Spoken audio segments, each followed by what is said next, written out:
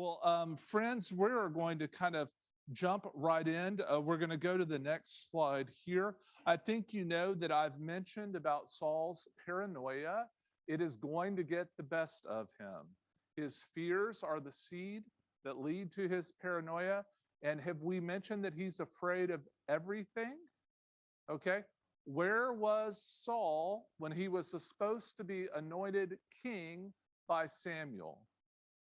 Where did they find him? Y'all remember? Gotta get in the Wayback Machine. That's several weeks ago, about 7 weeks ago now. Oh, somebody said it, hiding in the baggage train, right? Right? He did he want to be king? Yeah. Okay. Is that why he was hiding? He was just afraid, right?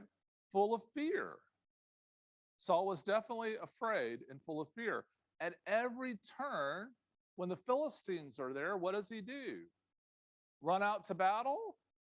Oh, he did in the beginning, kind of. But the further we go, he tends to get afraid. All right? I'm not going to call him scaredy cat before Halloween or anything like that, but that's kind of there for him, all right? Right? So it's real. So let's hear what goes on here in chapter 28, because I think you're going to see how this gets the best of him. Chapter 28, verse 1. In those days, the Philistines gathered their forces for war to fight against Israel. Achish said to David, "You know, of course, that you and your men are to go out with me in the army." David said to Achish, "Very well, then you shall know what your servant can do." Achish said to David, "Well, very well, I will make you my bodyguard for life." Okay, so remember Achish, okay, and who he is? He's from the town of Goliath, which is Gath, right? He is a Philistine. He is a lord of the Philistines. Okay? I don't think y'all like get how bad this is. Like, David is going to be king. I mean, this would be like Benedict Arnold, not when he was good at Ticonderoga, but like when he went over to the British and raised an army against George Washington, later, after a republic is formed, being elected president. Like, this is how bad David is. I mean, it's bad enough that David killed other Hebrews in the previous chapter. And you remember that where he does that? He kills his kinsmen, and then he doesn't just kill the men, he goes ahead and he kills the women and the children so they won't tell of the horrible deeds he did. And then King Achish realizes, oh, now I've got him because he's done something so shameful that he'll never be able to go back. What has he really done? He's replaced Goliath. David has become Goliath. That's horrible. Anyway, it's just the Bible. It's just in there. It's the worst. And in case that wasn't bad enough, in verse 3, it's going to get kind of, it is right before Halloween, so it's going to get a little dark, friends. I'm sorry. Now Samuel had died, and all Israel had mourned for him. Y'all remember we read that a little bit before. And buried him in Ramah, his own city. Saul had expelled the mediums and the wizards from the land. Now, I hope that your Bible has some sort of footnote on that. See Leviticus, see Deuteronomy. You are not supposed to have wizards and mediums in the land. Not because the Bible somehow believes that mediums and wizards are real, right? They're not reading Harry Potter, okay? The reason that they want them expelled is because they're false. They want people who go to God for the answers. That's the appeal here. And in verse 4, the Philistines assembled and came and encamped at Shunem. Saul gathered all Israel, and they camped at Gilboa. When Saul saw the army of the Philistines, he was afraid, and his heart trembled greatly. Right? Saul is terrified of the Philistines.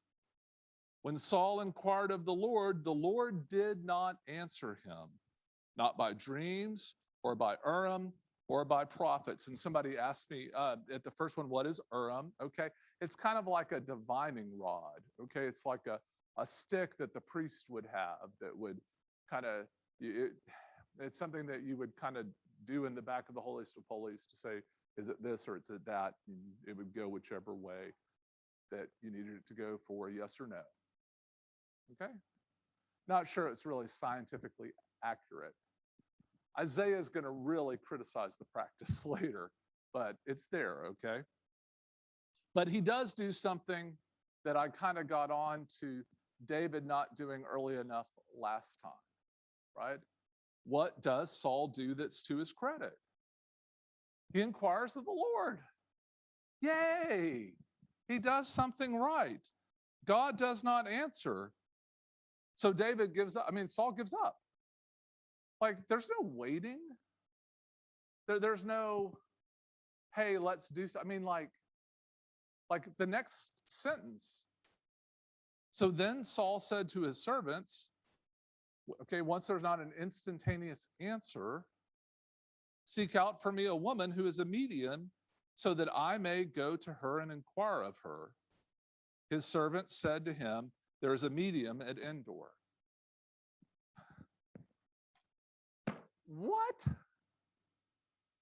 He just outlawed him. It's a criminal offense for somebody to be a medium. And the first thing he does when God doesn't answer, like, God, I want my answer right now. Okay, well, I'm going to go get tarot cards read. I'm going to find out. Are you kidding me? Oof. It's amazing what fear does to people. Right? He's afraid. He needs an answer. So here he goes. It's also interesting. His servants know where to find her. You notice that? In verse 8, so Saul disguised himself and put on other clothes and went there, he and 2 men with him. They came to the woman by night, because of course that's what you do when you're trying to sneak around and not be caught. The king of Israel, God's anointed, puts on a disguise and goes around by night. The shame. What is Saul doing? They came to the woman by night, and he said, consult a spirit for me and bring up for me the one whom I name to you. In verse 9, the woman said to him, surely you know what Saul has done, how he has cut off the mediums and the wizards from the land. Why then are you laying a snare for my life to bring about my death? Right? Are you trying to get me killed or what? Now, different people read this different ways. Some people say, because the servants knew her, she knew the servants, and she knows it's Saul from the moment he appears.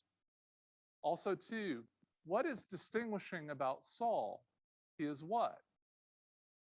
Head and shoulders above the rest. The disguise is something that he sticks out of.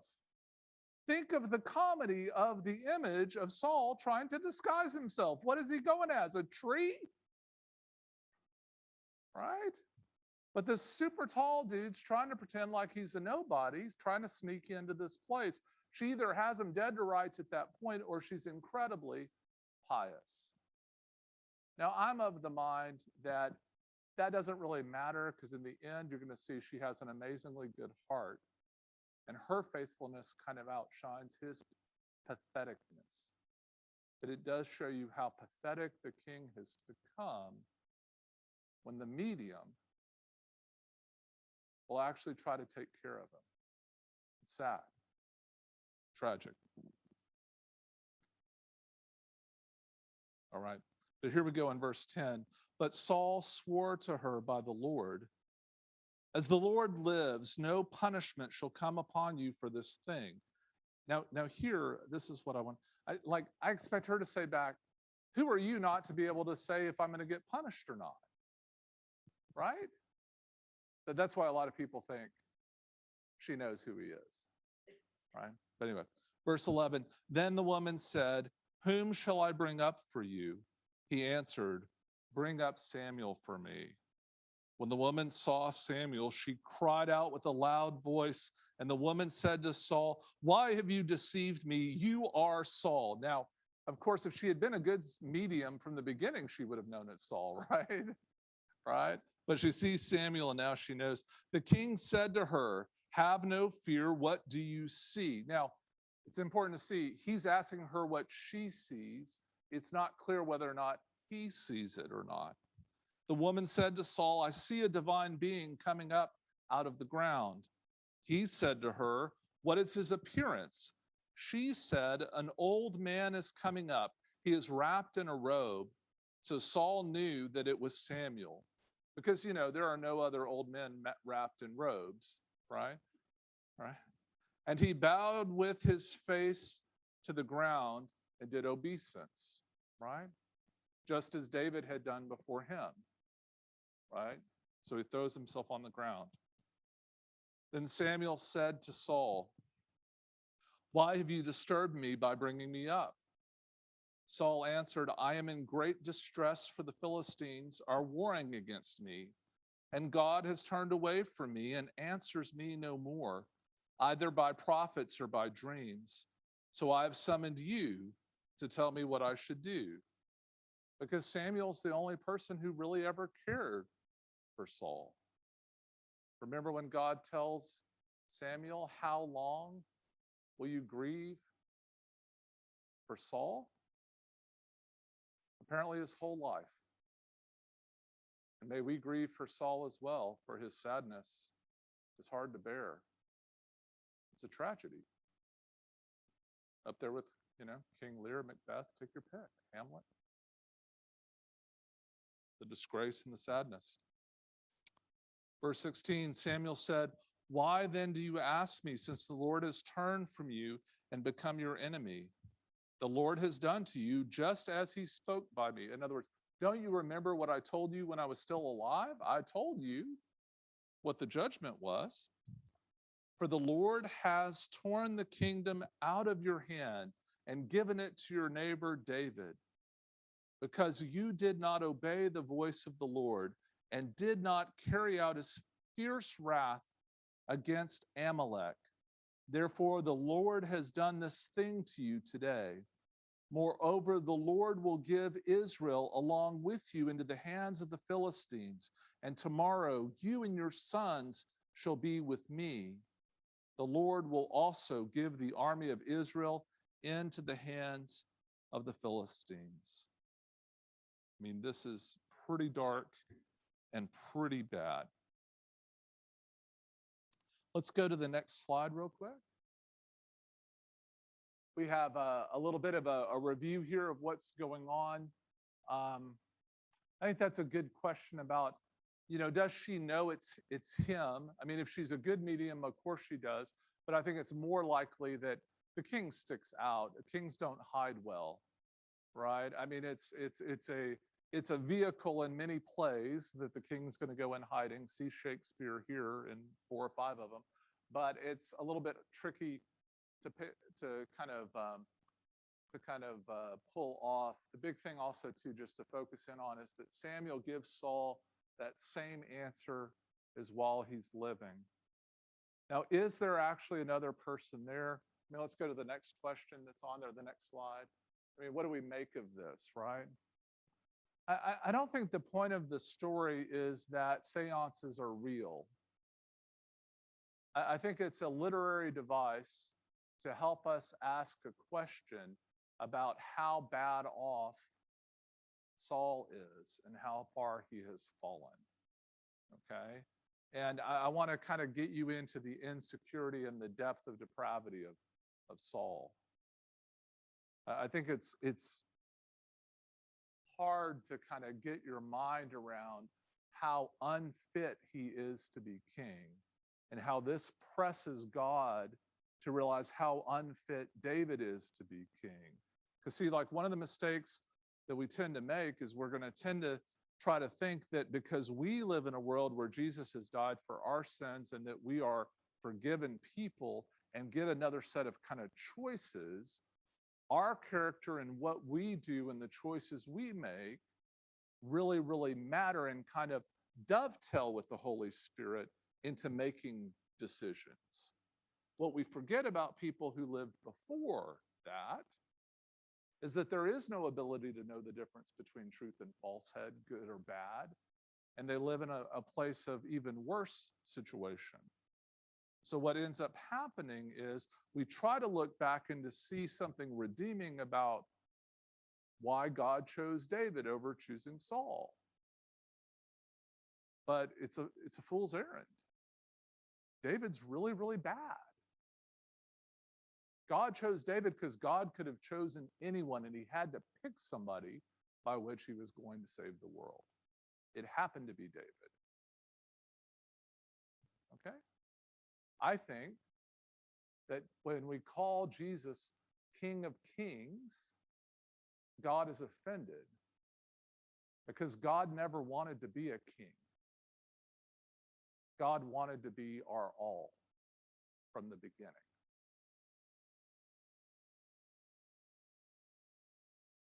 I'll let that sit for a little bit. We got Christmas coming up. I might give a whole sermon on that. Because it's hard to break down. It's counterintuitive. I've heard that my whole life. And I'm like, oh yeah, King of Kings, that's the best, right? What you have to do to become a king is bad. God doesn't want you to be a king. God wants you to be a follower of God. Amen? Like so when you see David, the good thing about David is at least David's honest. But oh, friends, I'm so sorry. We're going to walk through some really bad stuff. So if you're a big fan of David, if your faith in Jesus and going to heaven hinges on you liking David because you learned something in Sunday school where you like David, I'll give you a pass for the rest of the class, because we're going to find out some stuff about David in the text. This is actually our Bible. Like, I'm not making this stuff up, but it's not in Sunday school. All right. Just saying. Not judging, just saying. Let's keep going. Go to the next slide, though, before we jump in at 20. I do want to show you that they are disgraced and kind of unfit. Okay? And I gave you a little chart here. I want you to have this kind of in your mind as we walk through these things. And that is David working for the Philistines. I can't tell you. I mean, again, how much worse does it get? To call somebody a Philistine is to like cuss them. I mean, even in North America, to call somebody a Philistine was to call them a bad name, right?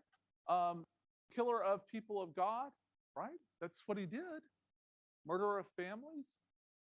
Bodyguard to Achish, the Lord of Death. Like, he becomes Goliath. The Lord's anointed has slaughtered families, all of them. I mean, God doesn't want us slaughtering families. Do y'all get that? Right? Like, I'm not, that's not okay. All right? He's ravaged by fear. He disguises himself. If you're the Lord's anointed, if God is on your side, you don't go anywhere in a disguise. You don't hide anything. If you're God's on your side. Right? You make rules for others, but you don't follow them yourself? Are you kidding me? Right? The medium and servants have to help him. Anyway. You thought rulers today are bad. There you go. Politics has not changed. All right, now let's go on to the next slide. The mighty fall. All right. So now let's keep going in 20. So immediately Saul fell full length on the ground, filled with fear because of the words of Samuel. And there was no strength in him, for he had eaten nothing all day and all night. Now, this is touching here. The woman came to Saul, and when she saw that he was terrified, she said to him, "Your servant has listened to you. I have taken my life in my hand and have listened to what you have said to me. Now, therefore, you also listen to your servant. Let me set a morsel of bread before you. Eat, that you may have strength when you go on your way." He refused and said, "I will not eat." But his servants, together with the women, urged him, and he listened to their words. So he got up from the ground and sat on the bed. Now the woman had a fatted calf in the house. She quickly slaughtered it, and she took flour, kneaded it, and baked unleavened cakes. She put them before Saul and his servants, and they ate. Then they rose and went away that night. The medium, the witch, was the faithful and hospitable one. It's kind of hard to believe. But in chapter 29, let's keep going. Verse 1. Now the Philistines gathered all their forces at Aphek, while the Israelites were encamped by the fountain that is in Jezreel. As the lords of the Philistines were passing on by hundreds and by thousands, and David and his men were passing on in the rear with Achish, the commanders of the Philistines said, "What are these Hebrews doing here?" Achish said to the commanders of the Philistines, "Is this not David, the servant of King Saul of Israel, who has been with me now for days and years? Since he deserted to me, I have found no fault in him to this day," right? I mean, Achish does the boy a solid, right? I vouch for him. Verse 4, but the commanders of the Philistine were angry with him, and the commanders of the Philistines said to him, "Send the man back, so that he may return to the place that you have assigned to him.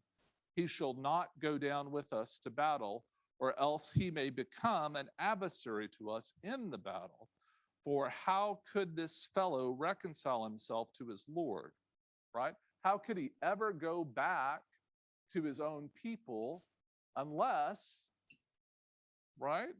Here in the next little part, would it not be with the heads of us men here, right? So the only way he could ever get back into his good graces of his family would be as if he killed all of us, the lords of the Philistines, right? So let's not let him be too close to us during the battle. In verse 5, is this not David, of whom they sing to one another in dances? Saul has killed his thousands and David his 10,000s, right? So the lords remember the song, right? I mean, David's gone viral. He's a pop sensation, right? They're singing and dancing and celebrating his victories. They haven't forgotten that, right? But Achish has changed. I mean, think about this morphing, right? And think about how this movement happens. So what was David's expectation of Achish when he first thought he would be brought before him? Remember right after he flees Saul? Do you remember after taking the spear and the water from the head of Saul and confronting Saul, and he realizes nothing's going to change, so he heads over to the Philistines and goes over to Gath? What does he think is going to happen when they say, "We're going to take you to Achish"? He assumes he's going to die, right? Remember, he acts crazy. Remember the spittle on the beard, right? And then he runs in another direction for a while and then eventually comes back. He then gets with Achish, and instead of being killed, Achish gives him Ziklag to settle. And he stays peaceful for about 1 year and 4 months, it says. But apparently plundering is better money than trying to farm.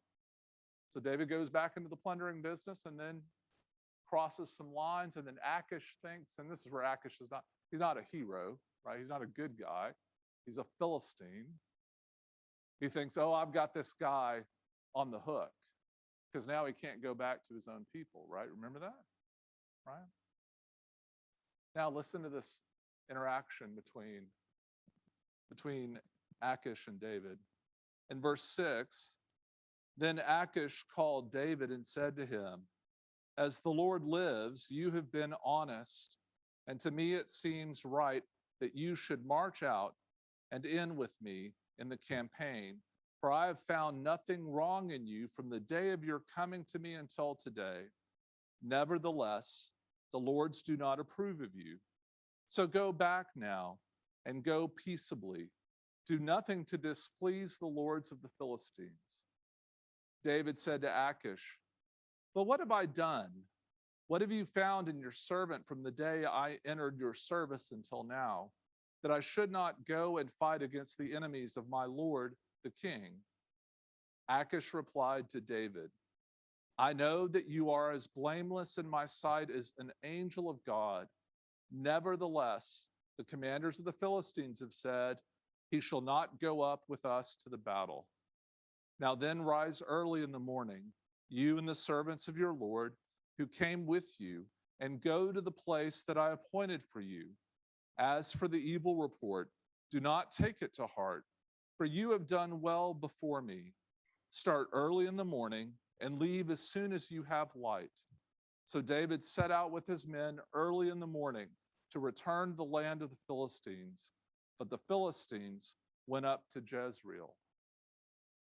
Okay? Who should have been mentoring David like that? Saul, right? The Lord's anointed should have been mentoring the Lord's anointed. But instead, he's with a Philistine.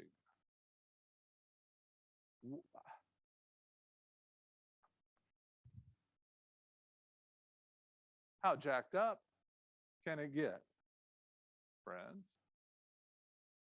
But God can even work through that. So there's hope.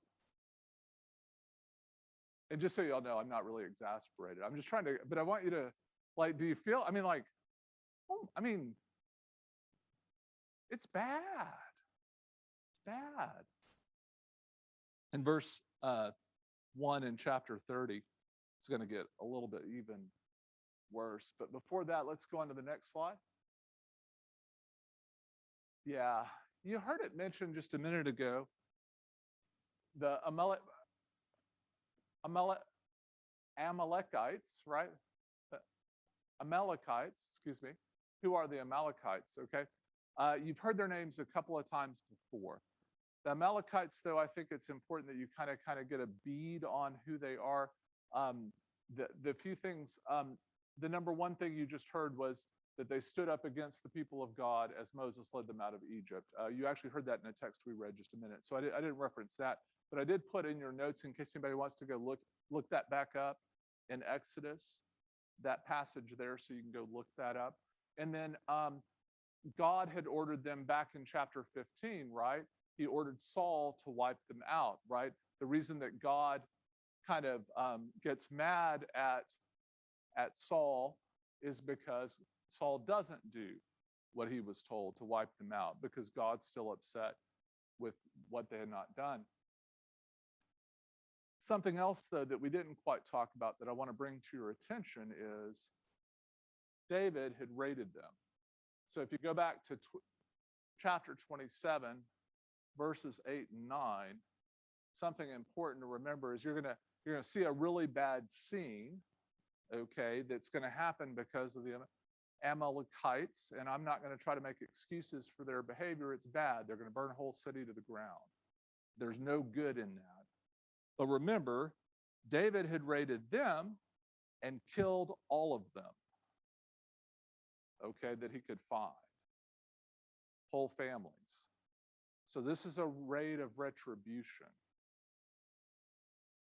I want to suggest to you that sometimes when we feel wronged in our personal relationships with people, perhaps there may have been things that contributed to their behavior that we either unwittingly participated in or did intentionally, but we don't want to admit because we're too deep in the fight. Just going to throw that out there. None of y'all would do that, of course. But I'm just saying, when you're dealing with other people and advising them, sometimes that happens, right? I'm going to put that out there. Something to consider. But here, in chapter 30, verse 1, we're told that now, when David and his men came to Ziklag on the third day, the Amalekites had made a raid on the Negev and on Ziklag. They had attacked Ziklag and burned it down. So basically, when they had gone off with Achish's army, they had been attacked and taken captive the women and all who were in it, both small and great. They killed none of them. That's interesting, isn't it? Kind of not their normal behavior. They killed none of them, but carried them off and went their way. In verse 3, when David and his men came to the city, they found it burned down and their wives and sons and daughters taken captive. In verse 4, then David and the people who were with him raised their voices and wept until they had no more strength to weep. And I know many of us know what that's like, to cry until you can't cry anymore, till the tear ducts are literally empty. In verse 5, David's two wives also had been taken captive, Ahinoam of Jezreel and Abigail, the widow of Nabal of Carmel. David was in great danger, for the people spoke of stoning him, because all the people were bitter in spirit for their sons and daughters. But David strengthened himself in the Lord, his God. Right? So David is in trouble because when bad things happen, we blame our leaders. Yes? Right? It's their fault. He's the one who led them to the Philistines. He's the one who was responsible for these 600, now 400 people and their families. He's the one who is to blame for going with Achish up to battle, right? And he's in trouble, but he strengthens himself with the Lord. So let's hear how. In verse 7, David said to the priest Abiathar, son of Ahimelech, bring me the ephod. Y'all remember the ephod for petitioning God? So Abiathar brought the ephod to David. David inquired of the Lord, shall I pursue his band? Shall I overtake them? He answered him, right? Who's he? God, right? God answered David immediately. Pursue, for you shall surely overtake and shall surely rescue. So David set out, he and the 600 men who were with him. They came to the Wadi Bezor, where those stayed who were left behind. But David went on with the pursuit, he and 400 men. 200 stayed behind, too exhausted to cross the Wadi Bezor. In the open country, they found an Egyptian. I mean, friends, you can't make this up, right? They're there near Israel. They just happen to find an Egyptian out there. I mean, so like, yeah, I mean, they're there in the desert near Egypt. So of course, it's a place you might expect to find in Egypt. But the next part becomes kind of crazy. They gave him bread and he ate. They gave him water to drink.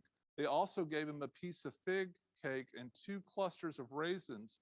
When he had eaten, his spirit revived, for he had not eaten bread or drunk water for 3 days and 3 nights. And Burl was at the early class, and she said, if you were in the Negev for 3 days and 3 nights without water, you're gonna die.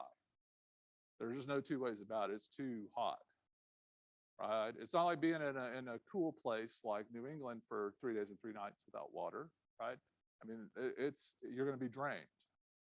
Okay. So then David said to him, to whom do you belong? Where are you from? He said, I am a young man of Egypt, servant to an Amalekite. Ding, ding, ding, right? We remember who they are? They're the bad ones, right?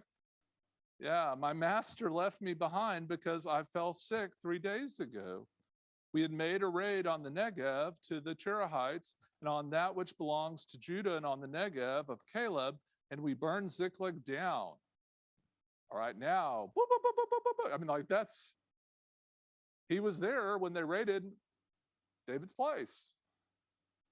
David said to him, will you take me down to this raiding party?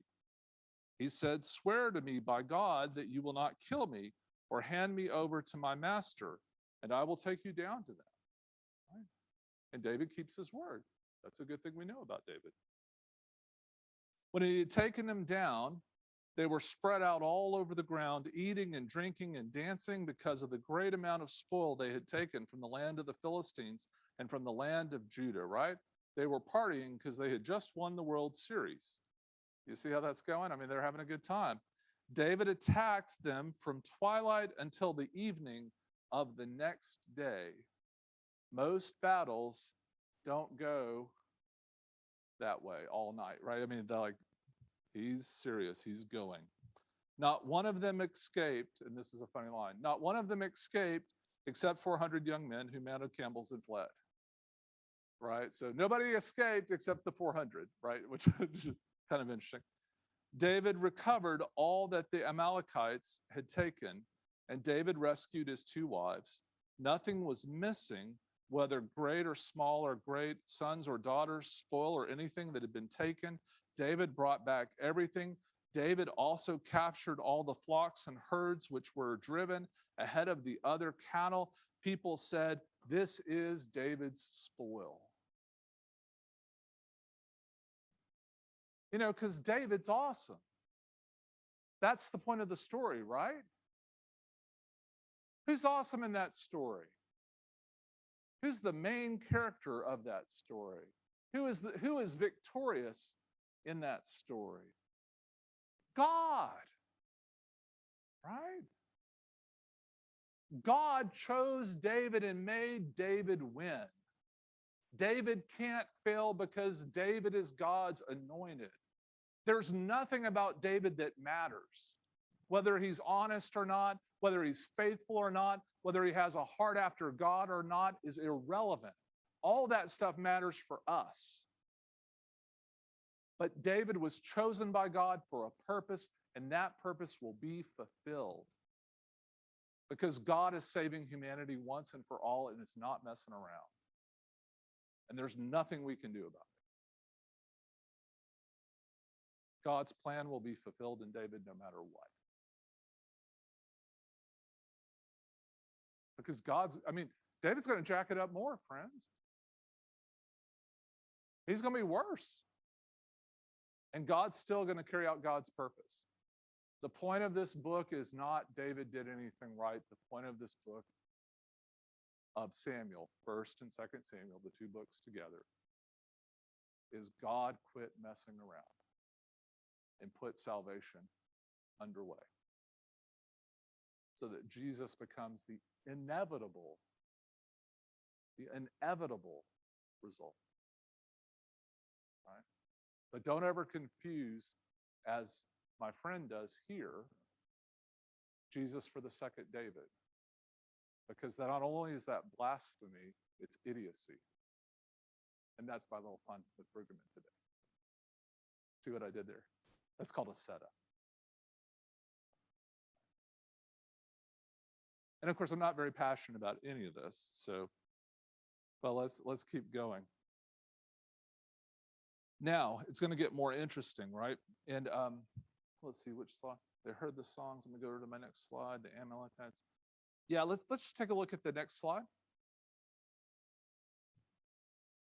All right, and we're going to have this happen, right? These unexpected events on the home front.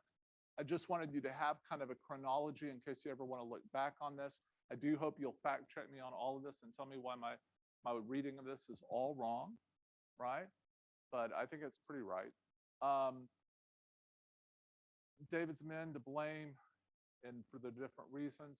Also, too, we're going to get down to these next few things that get pretty fascinating.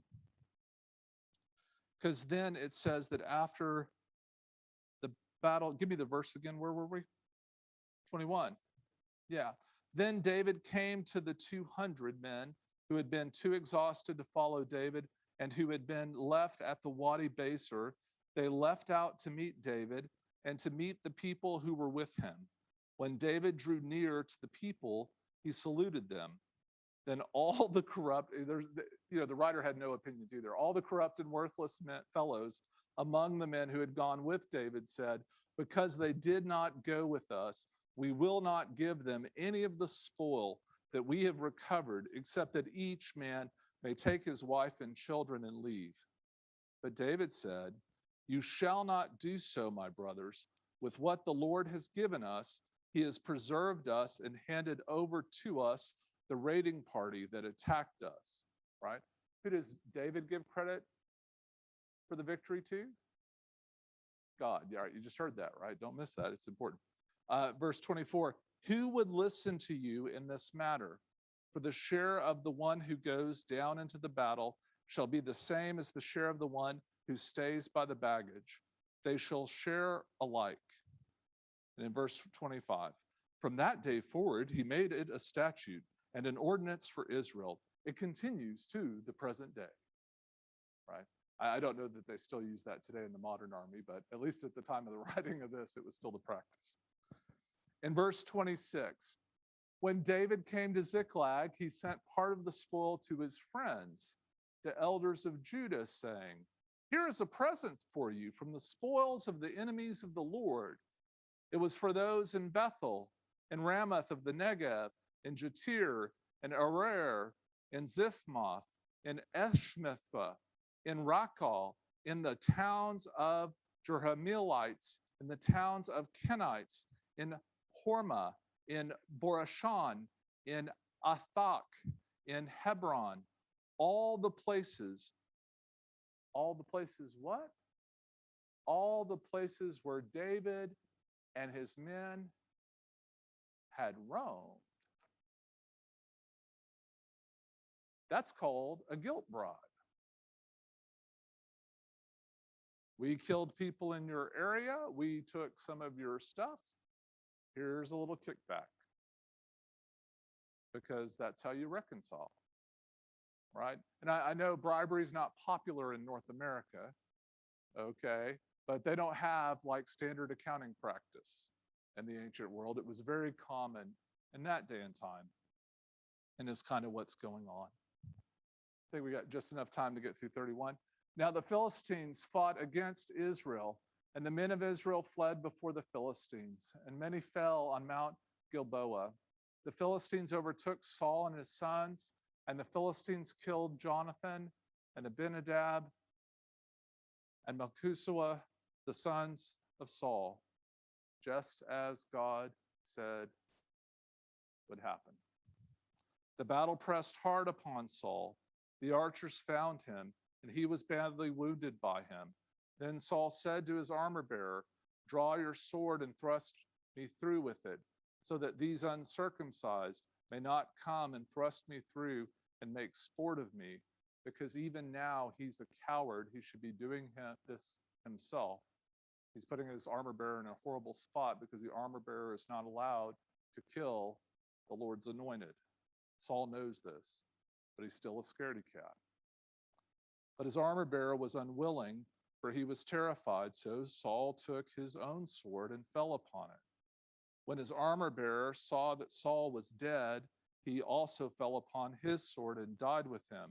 So Saul and his 3 sons and his armor bearer and all his men died together on the same day, just as God said would happen.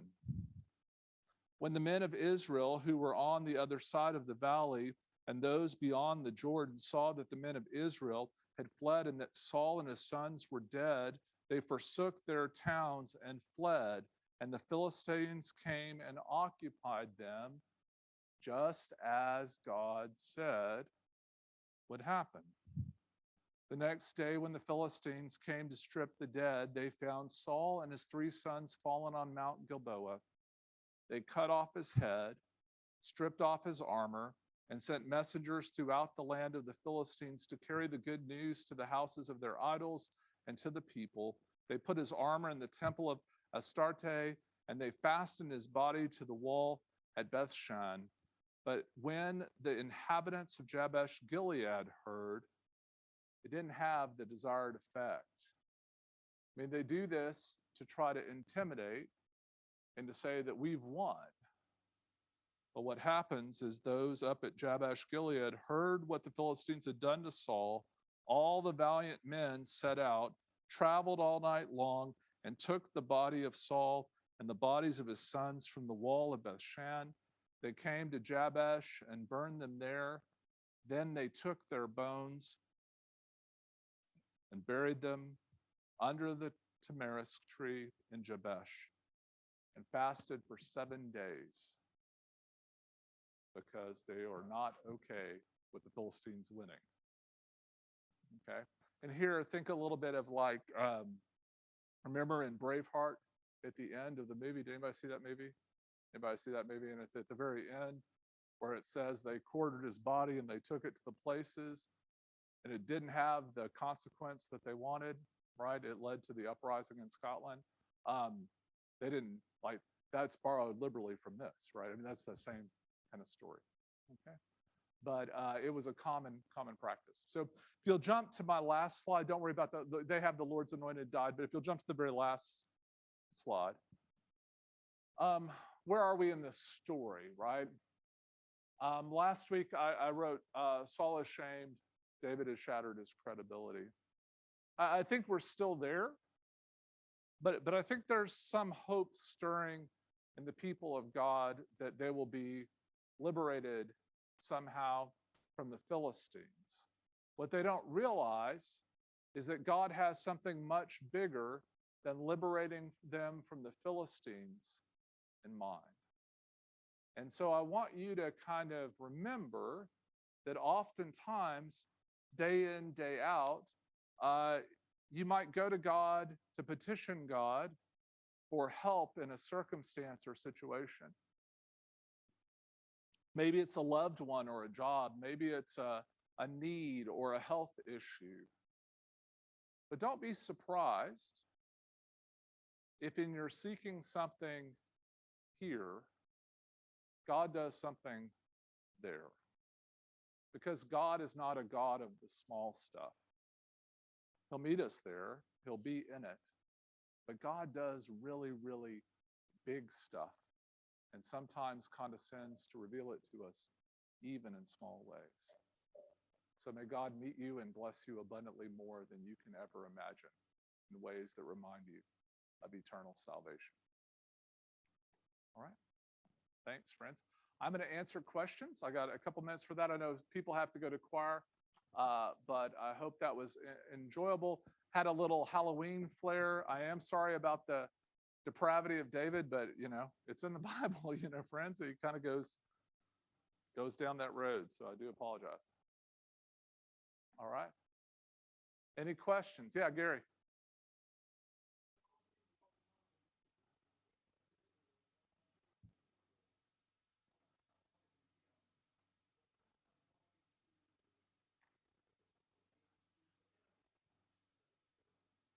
Okay, right. So, yeah, right. So, Gary, great question. So, Gary pointed out that God is not talking to Saul, the chosen, anointed person over Israel, but is talking to David, who's working for a lord of the Philistines. And it seems kind of convoluted and backwards.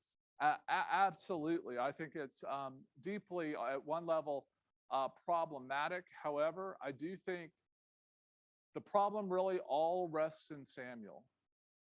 And if Samuel had done what God told him and really established David and kind of taken care of Saul's silliness,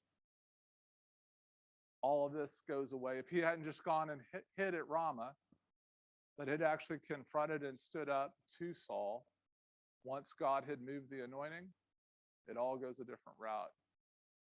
Now, what I don't know is, can kings ever act differently?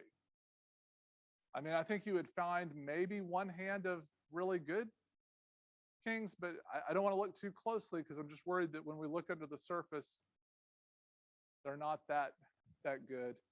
But there's a whole lot of challenges with Saul. But Saul seems par for the course for most Middle Eastern kings of the time. And so does David, for that matter, really. He's a strong thug who leads a bunch of people and then takes over a kingdom. That's right. That's right. Another thing I want you to think about too a little bit, when we think about this time frame and we think about kings and kingdoms, many of us have in our mindset a kind of post-Roman Empire world where we think of some sort of medieval or even dark age kingdom. And we need to remember this was much more tribal and much more ancient Near East. And so the kind of places that are existing and their interactions are really where people are between nomads going to city living. Some of the places are nomadic, some of the places are becoming dwelling, but it's in that almost between time of shifts. So it's kind of raiding would have been a way of life in that time, not something that was abnormal for people to do. It was a part of the culture, part of the way people did things for nomadic living. Think here like the Comanches did here in North America, right? So it's still a very transitional living. But what's different is, and well, not really that different, right? Because you just have to the south, you know, you've got the Aztecs beginning to get some cities, right? And some more urbanized developments. Very, very similar to that, what you're seeing there in the Near East. So you're seeing some centralized locations of power. Just want to share that. So when you read this, when you think, if you're thinking like big castles and big things, you need to go much smaller, just a few hundred, right? They're more like gangs of thugs with swords and spears.